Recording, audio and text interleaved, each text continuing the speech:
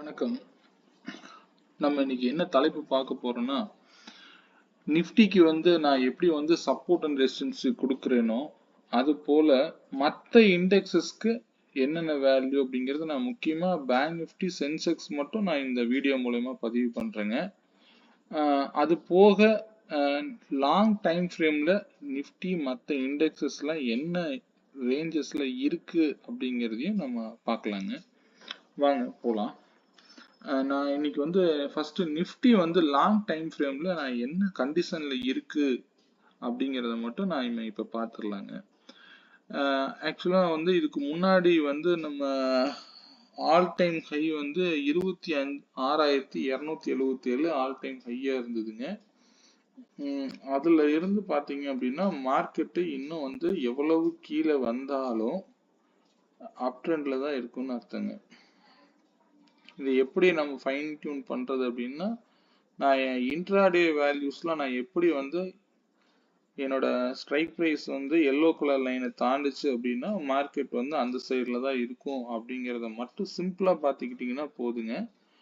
என்ன சொல்றேன்னா 24,545க்கு கீழே டே கேண்டில் க்ளோஸ் வச்சாதான் டவுன் ட்ரெண்ட்னு அர்த்தங்க. அது வரைக்கும் மார்க்கெட்டு அப் ட்ரெண்ட்ல தான் இருக்கு. நான் இதே தான் முன்னாடி இருந்து சொல்லிட்டு இருக்கிறேன். மார்க்கெட் ட்ரெண்ட்ல எதுவும் சேஞ்ச் ஆகல. இது டே கேண்டில் நான் வச்சிருக்கேங்க. பாத்தீங்கன்னா தெரியும், மார்க்கெட் வந்த இடத்துல இருந்து லைன் சார்ட் போட்டா இன்னும் கிளியரா தெரியும் உங்களுக்கு. பட் இதுலயே நான் அந்த வேல்யூஸ்ல உங்களுக்கு எப்படி ஆக்ட் ஆயிருக்கு, ஏன் அந்த முக்கியமான புள்ளிகளா செயல்படுது அப்படிங்கிறத நான் இந்த சார்ட்லயே நான் உங்களுக்கு காமிக்கிறேங்க. இந்த இடம் பாருங்க, 25,665க்கு மேல அவங்களால க்ளோஸே வைக்க முடியல. 654. அதே மாதிரி அடுத்த கேண்டிலும் 669 போயிருக்குது. பட் 65க்கு மேல ஸ்ட்ராங் க்ளோசிங் டே கேண்டில் கொடுக்க முடியாததுனாலதான் மார்க்கெட்டு எகெயின் வந்துகிட்டே இருக்கு, கரெக்ஷன் ஆகிட்டே இருக்குங்க. ஆனா இது நம்ம பாருங்க, கிட்டத்தட்ட எப்போ இருந்த மே 12th இருந்து குறைஞ்சது மே, ஜூன், ஜூலை, ஆகஸ்ட் 3 மாசமா நம்ம எடுத்துக்கலாம்னு நினைக்கிறேன். இந்த 3 மாசமா இந்த பாக்ஸ்குள்ளதான் ட்ரேட் ஆயிட்டு இருக்குங்க. குறைந்தது 500ல இருந்து 600 சில்லற 1000 பாயிண்ட்டுக்குள்ளே டிராவல் ஆயிட்டு இருக்காங்க நிஃப்டி. ஸோ இன்னுமே மார்க்கெட்டு டவுன் ட்ரெண்ட் கிடையாது, இன்னும் ஆனா கீழே வரலாம். இதை நம்ம ஆப்ஷன்ல பார்த்தோம் அப்படின்னா நம்ம ஸ்ட்ரைக் பிரைஸ் மூலமா பார்த்துக்கலாம். இருந்தாலும் இது கரெக்ஷனாக தான் நம்ம எடுத்துக்கணும். 25,545க்கு கீழே ஒரு கேண்டில் ஓப்பன் க்ளோஸ் கிடைச்சதுன்னா மட்டும்தான் டவுன் ட்ரெண்ட் ஸ்டார்ட் ஆகுதுன்னு அர்த்தம். அதர்வைஸ் மார்க்கெட் ட்ரெண்ட் அப் ட்ரெண்ட்ல தான் இருக்கு, பார்த்துக்குங்க. அது ஓகே. அதே மாதிரி மற்ற இண்டெக்ஸஸ் பார்த்துருவோங்க. பேங்க் நிஃப்டி பார்த்தீங்க அப்படின்னா ஆல்ரெடி அது புல் மார்க்கெட்ல இருக்குங்க. அது நிஃப்டியோடைய ரேஞ்சஸ் எல்லாம் தாண்டி அது முன்னாடியே ஹை கொடுத்துட்டாங்க, ஆல் டைம் ஹை கொடுத்துட்டாங்க. அங்க இருந்து மார்க்கெட்டு மேலதான் இருக்கே தவிர, ஆனா இதுவும் சேம் அதே தான். ஏப்ரல்ல இருந்து கிட்டத்தட்ட மே எடுத்துக்கிட்டீங்கன்னா கூட இந்த பாக்ஸ்குள்ளதான் இருக்குங்க. ஸோ அதுக்கு இந்த சப்போர்ட்டை எடுத்துக்கலாம். அதுக்கு அடுத்த சப்போர்ட் 53,380 வரைக்கும் வரலாம், கரெக்ஷன் கொடுக்குற மாதிரி இருந்தா. அதுக்கு பாத்தீங்கன்னா இங்க இருக்கு, இவ்வளவு கீழெல்லாம் இப்போதைக்கு இறக்க மாட்டாங்க. பட் எது வேணாலும் நடக்கலாம் மார்க்கெட்ல. ஸ்டே ஆன் வேல்யூஸ் இதெல்லாம் முக்கியமான வேல்யூஸா செயல்படுங்க. அதை மட்டும் நான் பதிவு பண்ணிக்கிறேன். ஏன்னா இதுல நம்ம இங்க போகும் அங்க போகும்னா நல்லா சொல்லக்கூடாது. இது இம்பார்ட்டன்ட் வேல்யூவா ஆக்ட் ஆகுங்க. இதெல்லாம் நீங்க பேங்க் நிஃப்டியில யாரு ட்ரேட் பண்றீங்களோ அவங்க இதை நோட் பண்ணி வச்சுக்கோங்க. அதே மாதிரி அடுத்த இண்டெக்ஸ் பாத்தீங்கன்னா mid cap Nifty. Mid cap பாத்தீங்கன்னா இதுவும் அப் ட்ரெண்ட்ல தான் இருக்கு. இதுக்கு இன்னும் கரெக்ஷன் வர மாதிரி இருந்தா இன்னும் கீழே 12,265 வரைக்கும் காமிக்குது. கிட்டத்தட்ட 700 பாயிண்ட் பக்கமா கரெக்ஷன் வர்ற மாதிரி காமிக்குது. அவ்வளோ இறக்க வாய்ப்பு இல்லைங்க. மேக்சிமம் 12,632ல மார்க்கெட் திரும்பலாம்னு சொல்லணும். கரெக்டா திரும்பிடும் அப்படின்னு சொல்லக்கூடாது, அதனால சொல்றேங்க. ஒருவேளை அந்த இடம் வந்தா முடிவு பண்ணலாம். அது வரைக்கும் வர்றதை கரெக்ஷனாக தான் எடுத்துக்கணும். டோட்டலா இந்த 12,265க்கு கீழே டே கேண்டில் க்ளோசிங் கிடைச்சா மட்டும்தான் மார்க்கெட் டவுன் ட்ரெண்ட். அதர்வைஸ் இது எல்லாமே கரெக்ஷனாக தான் எடுத்துக்கணும், பார்த்துக்குங்க. ஓகே, இந்த வேல்யூஸும் நீங்க நோட் பண்ணிக்கோங்க. அடுத்தடுத்து இந்த டார்கெட்ல அடிக்குங்க. அது எப்போ அடிக்கும் அப்படின்னா ஸ்ட்ராங் க்ளோஸ் 13,424க்கு மேலே கிடைச்சா மட்டும்தான் இதெல்லாம் வந்து மேலே போக வாய்ப்பு உண்டுங்க. சரி, அடுத்தது ஃபின் நிஃப்டியோடது same as it is bank Nifty மாதிரி தாங்க ஆகணும். கிட்டத்தட்ட மே மந்த்லேருந்து இவங்களும் கன்சாலிடேஷன் பேஸில் மட்டும்தான் இருக்காங்க.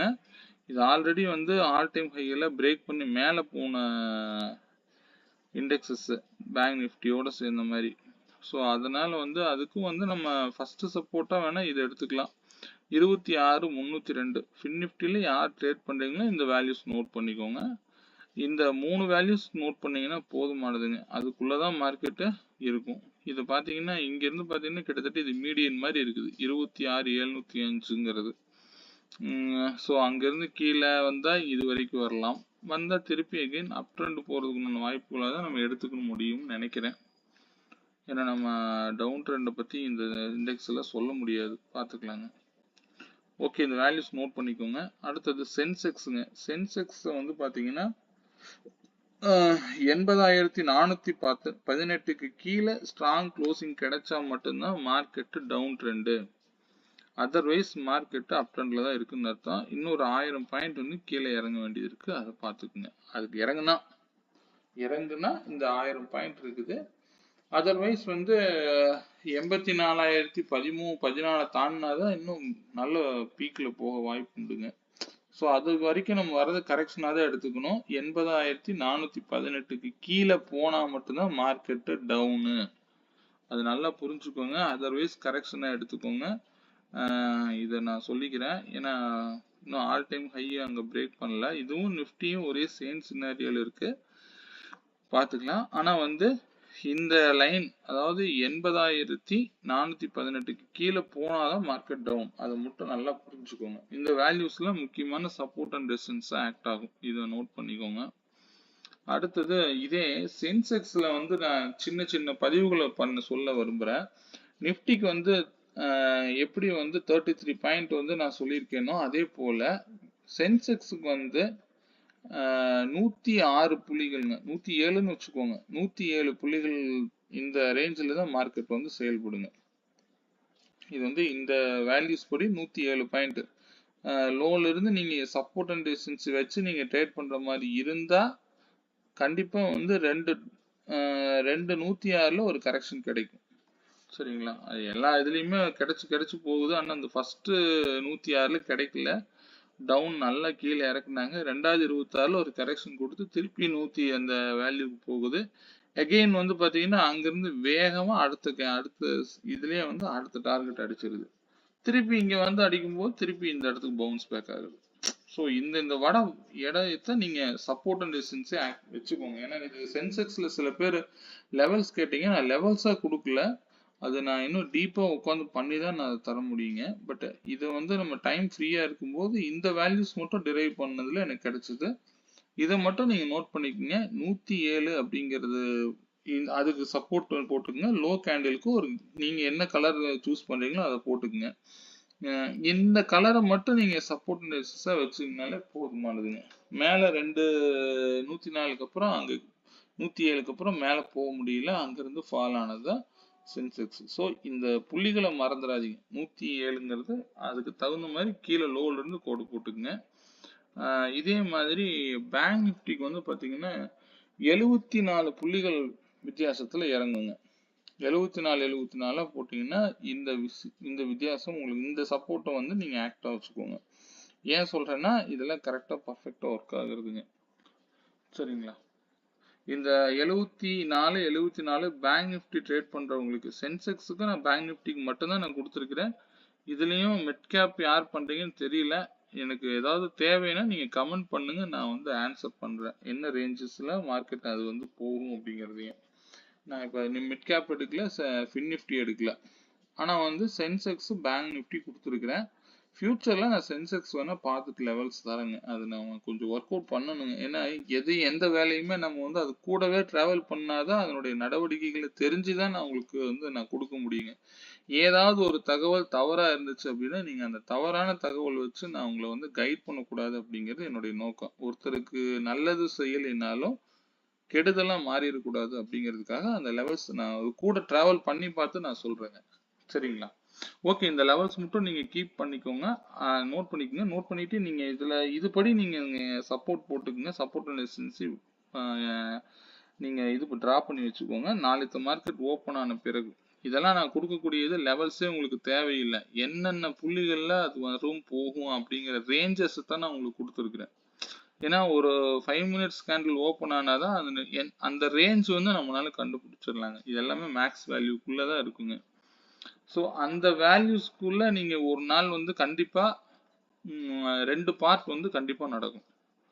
இப்போ ஒரே சைடே மார்க்கெட் போகுது அப்படின்னா கண்டிப்பா 2:33 வந்தா நிஃப்டி கரெக்ஷன் கொடுக்கும்னு சொல்லியிருப்பேன். கண்டிப்பா அந்த 2:33 வர வரைக்கும் நீங்க வெயிட் தான் பண்ணணும். அது மாதிரி வந்து பேங்க் நிஃப்டியில 74ன்னு மைண்ட்ல வச்சுக்கோங்க. சென்செக்ஸுக்கு 107ன்னு வச்சுக்கோங்க. நான் இது வந்து ரேஞ்சஸ் போக போக இது மாறும், வேல்யூஸ் மாறும். நான் அப்போதைக்கு அந்த ரேஞ்சஸ் மாறும்போது நான் உங்களுக்கு அப்டேட் பண்றேன். சரிங்களா? அதனால அது மட்டும் பார்த்துக்குங்க. ஓகேங்க, இந்த பதிவு நான் ஒரு சின்ன ஒரு இன்ஃபர்மேஷன் சொல்றதுக்காக மட்டும்தான் இதை நான் பதிவு பண்றேன். லாங் டைம் ஃப்ரேம்ல நீங்க மார்க்கெட்டை எப்படி நீங்க பார்க்கணும் அப்படிங்கிறது மட்டும்தான் இங்க நான் சொல்லிக்க விரும்புறேன். பார்த்துங்க, நிஃப்டி இன்னும் அப் ட்ரெண்ட்ல தான் இருக்கு அப்படிங்கிறத பதிவு பண்றேன். நிஃப்டி அண்ட் சென்செக்ஸ் ரெண்டுமே இதுக்கு சப்போர்ட், முக்கியமான சப்போர்ட்டா 24,545 அப்படிங்கிறது வரும். இதெல்லாம் நான் இன்ட்ராடேல கொண்டு வர விரும்பல.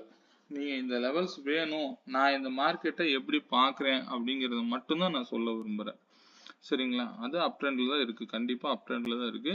இது லாங் டைம் ஃப்ரேம்ல வச்சு பார்த்தீங்கன்னா மார்க்கெட் நிறைய ஒரு சார்ட்டை பார்த்தீங்கன்னாலே உங்களுக்கு நிறைய கதை சொல்லி கொடுக்குங்க. அதை வச்சு நம்ம வந்து என்ன கண்டிஷன்ல இருக்குது அப்படிங்கிறத தெரிஞ்சுக்கிறோம். நமக்கு இன்ட்ராடே ட்ரேடருக்கு எத்தனை பாயிண்ட் ஏறினாலும் இறங்கினாலும் அதை பத்தி கவலைப்படக்கூடாது. இதை வந்து இன்வெஸ்டர்ஸாவோ அல்லது ஒரு லாங் டைம் ஃப்ரேம்ல மார்க்கெட் எப்படி அணுகலாம் அப்படிங்கிறத மட்டும் நான் சொல்லிக்கிறேன், அவ்வளவுதான். சரிங்களா? சென்செக்ஸும் அதுவும் பார்த்தீங்கன்னா மோரார்லெஸ் ஒரே மாதிரி தான் இருக்கு. நிஃப்டி சார்ட்டு சென்செக்ஸும் நான் சொன்ன இந்த சப்போர்ட் முக்கியமாக ஆக்ட் ஆகுங்க.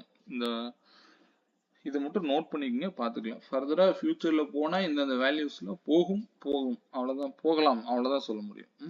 ஓகேங்க, மீண்டும் நல்ல பதிவுடன் சந்திப்போம். நான் இன்னைக்கு இன்ஃபர்மேஷன்ஸ் குட்டியான இன்ஃபர்மேஷன் தான், பார்த்துக்கலாம். ஓகே, நன்றி, வணக்கங்க. மீண்டும் நாளை மாலை சந்திப்போம்.